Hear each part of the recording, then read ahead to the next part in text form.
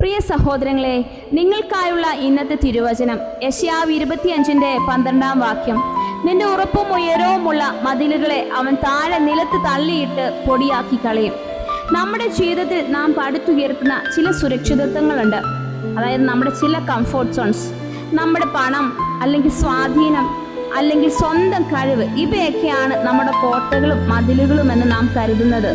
എന്നാൽ ദൈവത്തിന് വിരുദ്ധമായ മനുഷ്യന്റെ അഹങ്കാരത്തിന്റെ ഏതൊരു കോട്ടയും ദൈവത്തിന് മുന്നിൽ തകർന്നടിയും. നമ്മുടെ ആശ്രയം ലൗകികമായ ഉറപ്പുകളിലാണെങ്കിൽ അവയൊക്കെ ഒരു നാൾ പൊടിയായി മാറും. അതുകൊണ്ട് തകരുന്ന മതിലുകളിലല്ല, തകരാത്ത ദൈവത്തിലാണ് നാം ആശ്രയിക്കേണ്ടത്. അഹങ്കാരം വെടിഞ്ഞ് ദൈവത്തിന്റെ മുന്നിൽ നമുക്ക് താഴ്മയുള്ളവരായി എന്നും ജീവിക്കാം.